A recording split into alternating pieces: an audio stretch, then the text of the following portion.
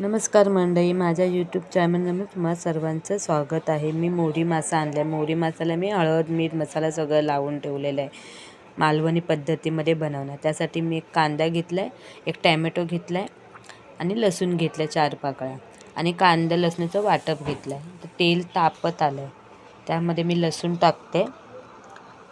लसूण थोडी लालसर झाली, लालसर होऊ द्यायचे.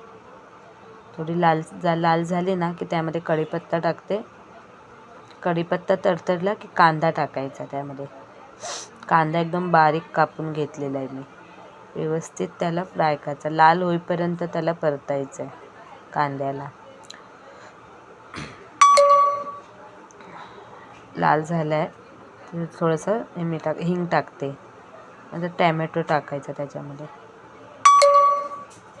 छान थोडा मऊ होऊ द्यायचा आहे टॅमॅटो थोडा मऊ, चव छान लागते थोडं.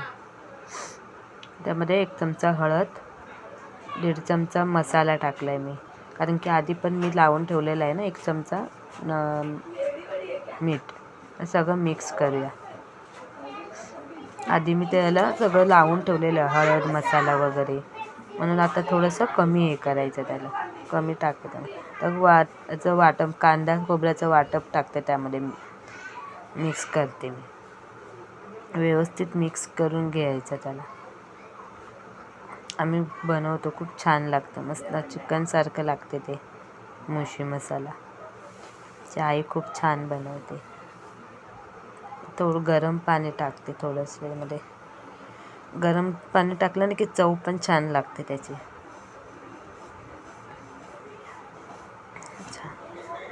व्यवस्थित त्याला मिक्स करून थोडंसं हे झालं, उकळी आली ना की त्यामध्ये मी गरम मसाला टाकला 1 चमचा. म्हणजे व्यवस्थित मिक्स केलं. आता त्यामध्ये उकळी आली आहे ना, त्यामध्ये आपण मोहरी मासा हे केलेला तो मी त्याच्यामध्ये टाकते. मिक्स करून घेते आणि थोडा वेळ झाकण ठेवून जरा उकळी काढायची, कारण की तो मोहरी मसाला वेळ नाही लागत, लवकर होतो तो, एका वाफेवर होतो तो. बस थोडंसं पाणी जास्त आहे, तर त्यामुळे मी गॅस बारीक करून थोडं पाणी सुकू द्यायचं. एकदम असं घट्टी ग्रेव्हीसारखी व्हायला पाहिजे. आणि मी कोथिंबीर टाकते त्यामध्ये. मी टाकून रेडी आहे मोहरी मसाला मालवणी पद्धतीमध्ये. छान झालं आहे. माझ्या यूट्यूब चॅनलला सबस्क्राईब करा, लाईक करा. धन्यवाद.